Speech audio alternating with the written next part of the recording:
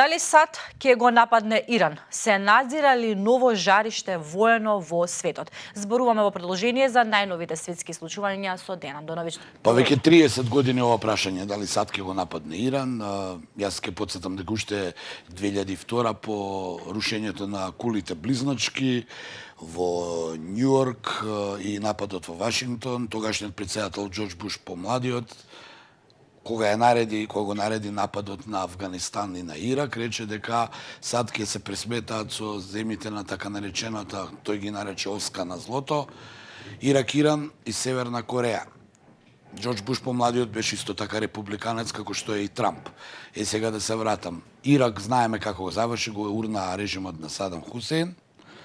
Остана Иран и Северна Кореја. Северна Кореја, бидејќи е земја која има нуклеарно оружје, некако САД можеби се размислуваат дали ако удрат што ќе биде возвратено, но Иран исто така обвинет дека развива нуклеарно оружје и дека некои проценки велат дека подобро е сега да го удрат, бидејќи ако направи атомска или нуклеарна бомба, тогаш потешко ќе може да реагират, бидејќи секоја нуклеарна сила која е нападната ќе возврати, а тоа не е добро за човештвото. Значи, да скратам, Иран веќе подолго време е инкриминиран во судире со Израел, знаеме и официјално, значи имавме изминатите месеци директни судири меѓу нив. Иран го помага Хезболах, кој е во директен судир со Израел во Либан.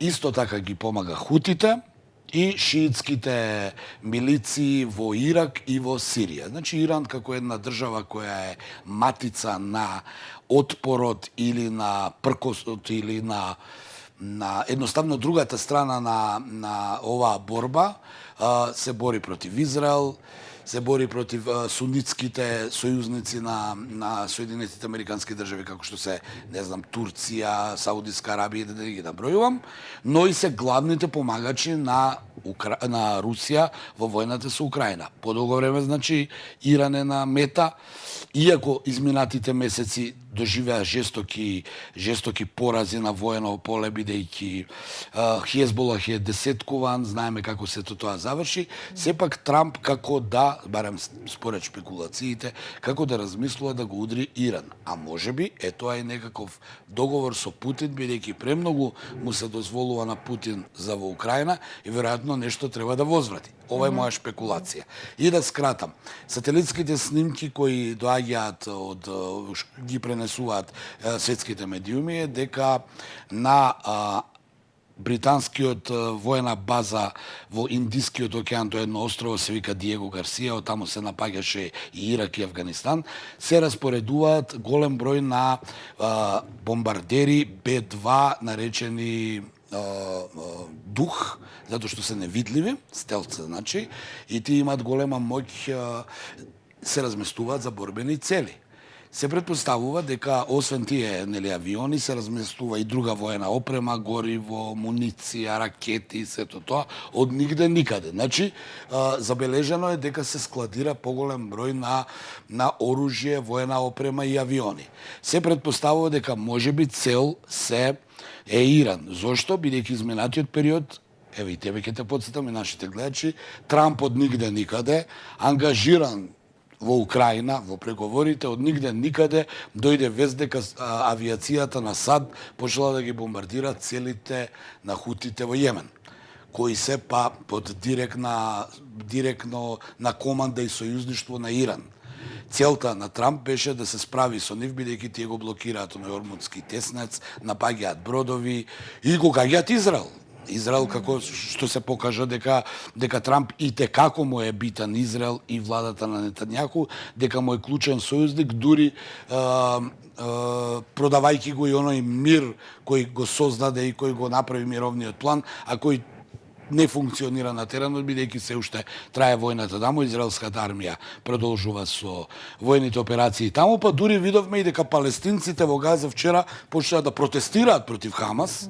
Значи, ако беа поддржувачи на Хамас, сега да протестираат, бидејќи повеќе од јасно е дека Хамас веќе не може да биде во појасот Газа, бидејќи ако биде, Израел ќе ги бомбардира. а таму има голем број на жртви. Да се вратам на ова, да кажеме, шпекулативна тема, дека е можно Трамп да го нападне Иран, бидејќи по многу работи Иран му пречи на политиката на САД и на западните држави. Првим ги спонзорира овие, да кажеме, парамилитантни организации како што се Хути, Хезболах, па дури и Хамас, иако не беа идеолошки блиски, но сега во заеднички се обединија да се борат против Израел. Од друга страна, Иран безрезервно му и помага на Русија, а знаеме дека Русија е во конфликт со Западот и покрај добрите тонови на Трамп и Путин за да се смири оваа војна, но гледаме дека не се смирува оваа војна.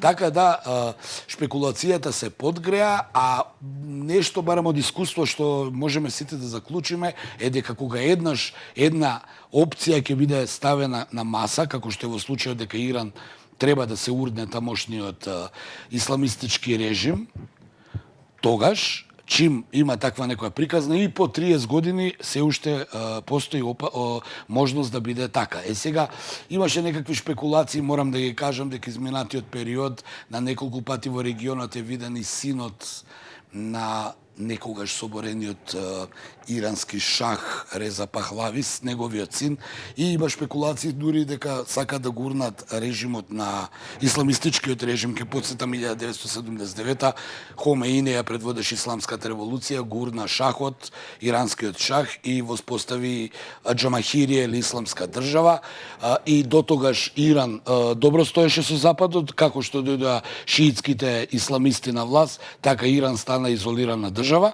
Сега постои една од опциите дека можеби Трамп во неговиот мандат ќе сака конечно да се справи со Иран и со неговото исламско раководство. Ќе видиме, тоа се све шпекулации, информации, но се подкрепуваат со ова дејствување на овие авиони на американското воздухопловство, бидејќи Диего Гарсија, ќе подсетаме, острово кое е британска воена база со децении, да не кажам и повеќе, и на неа секогаш американците и британците, па и французите стационираат борбени трупи, од кои после гаѓаат каде што гаѓаат. Тоа е во Индиски океан, Афганистан беше напаѓено таму, Ирак беше напаѓен таму. Не се исклучува да биде Иран, бидејќи Иран е во тој регион. Така да оставаме да видиме, особено што Иран и натаму е обвинет дека се обидува да произведе нуклеарно оружје, иако по некои меѓународни норми и закони тоа не би смел да го направи. Ајде денеска да позборуваме малку и за тоа што се случува во Украина. Денеска во Париз ќе се одржи самит, коалиција на подготвените за безбедноста и мирот во Украина. Во меѓувреме во Украина се гаќа. Сега, во очи овој самит, каде што треба домакинот Макрон да кажуваат, да разговараат што понатаму. Вчера се сретна Макрон со Зеленски и Макрон ја извади повторно на стара нивна идеја, распоредување на европски сили во Украина. Особено што за Русија е неприфатливо да се распореди НАТО, но за Русија е неприфатливо да се распоредат и европските сили, но Макрон, гледајќи дека веќе нема Европа поддршката од Соединетите Американски држави, че НАТО не може да влезе во таа приказна, бидејќи водечката улога во НАТО се разбира е на САД и главниот командант на НАТО секогаш американски генерал. Европските држави сака да направат европска војска или барем европски трупи да испратат, и првичната верзија на нивната идеја беше тие воени сили европски да бидат распоредени долж линијата на фронтот за разграничување. Што нормално не беше прифатливо за Русија, и Кремљ, Москва, Путин, кој веќе не, веднаш го ја отфрлија таа идеја, американците за тоа не се произнесоа.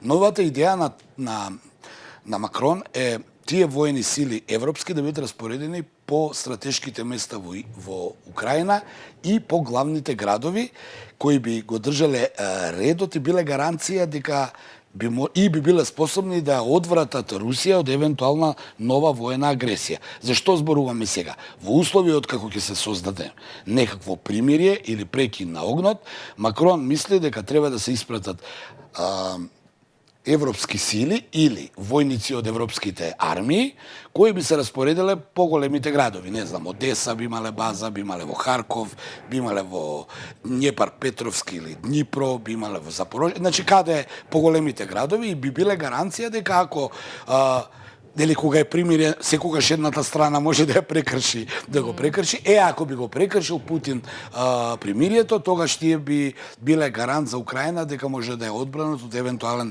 нов руски напад. Се разбира, Москва за сега не се произнесува по нова идеја на Макрон, ова не е ни предлог, идеја е, тој најавува дека тоа би го правил, а Зеленски се согласи со таа приказна, бидејќи и на Зеленски му треба гаранции дека Украина, откако ќе остави парафот на она што е под притисок на Трамп договорено, ќе има некакви гаранции. Трамп му рече, ќе подпишеш и немаш гаранции. Ако не ги дадеш материјалните добра, тогаш самото присуство на американските фирми ти се гаранција дека Русија нема да нападне. Но Зеленски сака да има воена гаранција. Воени гаранции сега му дава Макрон, или барем сака да му вети дека би му дал. Ќе видиме што ќе кажат останатите европски држави, ќе видиме што ќе каже Русија и што ќе кажат Соединетите американски држави, но тоа е една од идеите кои сакаат да ја направат, што па со оваа приказна околу Иран, ми се чини дека дополнително се става масло на огнот. Ќе објаснам и зошто, бидејќи овој договор меѓу САД и Русија околу Украина веќе ги подгреа стравувањата, особено покрај Украина и за Европа, бидејќи се договорија некои работи кои ниту на европјаните, ниту на Украина не им одговара. А тоа е проширување на зоната на дејствување на руската морнарица на Црното море. Имено тие таму рути кои се затворени трговски треба да се отворат. Значи руската морнарица ќе може повторно да излегува на Сред море и ќе биде достапна, ќе ги загрози, барем според европските и украинските размислувања, ќе ги загрози безбедноста на тамошните воени бази или пристаништа ги нарекуваат. Сега мораме да подсетам дека на Црното море две земји членки на Европската унија имаат пристаништа и излегуваат, а тоа се Романија и Бугарија, кои дополнително стравуваат дека со овој некаков предлог доколку профункционира, руската морнарица многу блиску ќе може да се доближи до овие пристаништа и ќе ја загрозува безбедноста на Бугарија и Романија. Така сметаат тие. Ќе подсетам, на Црното море има две земји членки се од Европската унија на Црното море, а 3 земји членки на НАТО, бидејќи па и Турција е тука, но таа е малце подалеку. Значи со овој некој договор и план, Црното море би се отворило, руската морнарица би можела да доаѓа и до Романија, па и до Бугарија, што па затоа е и алармот подигнат во Париз, ова што Макрон го зборува, сака да се направат некакви европски сили, бидејќи е свесен дека на Трамп многу не му значи се во ова, тој гледа да ги земе од Украина ретките минерали, сака да ги земе енергетиците и сето она овие објекти кои ги има за да има ќар како Соединетите американски држави, си го наплати долгот што Бајденовата администрација веќе колку таму 4 години или 3 инвестираше во Украина, така да дигнате алармот во Европа. Сега, ама се подига и алармот околу Иран, дали е сето тоа заедничко испоено или се одделни проекти, Вашингтон си брка своја работа, европските земји си бркаат своја работа, тоа ќе оставиме да видиме. Ќе подсетам, Британија не е во Европската унија и повторно ќе игра, како и секогаш во историјата, некаква улога, бидејќи она дели во народот позната реченица се прават енглези, буквално тоа е тоа. Сега тие не се во Европската унија, но разговараат со европјаните, конфронтирани се малку со САД, ама не знаеме колку се конфронтирани. На британска воена база слетуваат авионите на американското воздухопловство, така е измешано се, да ќе оставиме да видиме што ќе се случува. Уште само за крај, многу кујсо, немаме многу време. Што прави Милорад Додик во Израел? Милорад Додик, претседател на Република Српска, кој треба да е уапсен поради пресудата дека е виновен, дека го кршел уставниот поредок на Босанско-Херцеговската федерација, требаше да се јави во суд, не се јави, да се јави во притвор, не се јави. Распишана беше потерница за апсење, забрането му беше да излегува од границите на Република Српска, на српскиот идентитет. Два пати мистериозно излезе, се подигна атмосферата како Милорад Додик ја преминал границата, беше виден први во Белград, каде што беше на годишницата на бомбардирањето на СРЈ.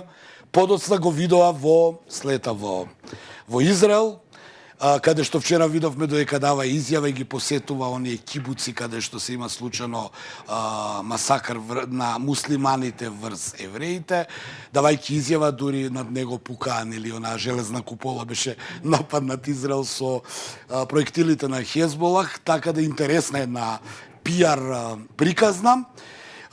Што прави Израел треба да се види со Нетањаху, практично се среќава со Нетањаху и изјавата му е дека и тој и Нетањаху се жртви на светскиот поредок, бидејќи и тој и Нетањаху за нив е распишана потерница. Зошто велам така? Затоа што Нетањаху е од Хашкиот суд распишана потерницата и по некакво меѓународно право, каде и да се појави земите потписнички на овој договор, валјда ми се чини дека се викаше Виенски, не сум сигурен, се должни да го уапсат, но Нетањаху не е уапсан кога беше во Соединетите Американски држави. Идентично и Додик не беше уапсен во Белград, сега не е уапсен во Телавив, ми се чини, но Интерпол од утрина во босанската обвинителство распиша и меѓународна потерница, значи Интерпол потерница по Додик, така да Додик би можел да биде уапсен и во Израел по некакви правила. Но знаеме дека меѓународното право не постои, или барем постои само на хартија, видовме тоа изминативе години, па и ден денеска го гледаме, така да Додик некако како да се поистоветува со Нетањаху и вели јас и Нетањаху сме жртви на меѓународната неправда и ќе се бориме против тие оние зборови кои знае да ги каже, Додик во негов стил. Така да, ќе видиме дали и кога би бил уапсен и второто, ако не биде, дали Република Српска и конечно ќе се отцепи од Босанско-Херцеговската федерација, што покрај Украина, Газа и Израел, зборуваме за Иран како потенцијално жариште, ова би било сигурно ново жариште на Балканот, што никако на никој од нас не му одговара. Андонович, благодарам. Гледавте уште една меѓународна анализа на Слободен печат, а на самиот крај во денешното издание ќе ви пуштиме источок од денешниот подкаст на колегата Срѓан Ивановиќ. Ја денеска гледаме Митови и факти. Најновото издание ќе се емитува со почеток во 20 часот на YouTube каналот на Слободен печат. Денешен гостин во Митови и факти е Ивица Боцевски. Тој вели дека тој е уверен дека политичката елита во Македонија е на големи маки и не знае како точно да се определи во геополитичките поместувања. Вечерва во 20 часот бидете на Слободен печат на YouTube каналот и гледате го премиерно најновото издание на Митови и факти. Од мене поздрав за денеска, останете и понатаму да се информирате преку slobodенпечат.mk, а се гледаме утре во 9:00 повторно во живо на Слободен печат.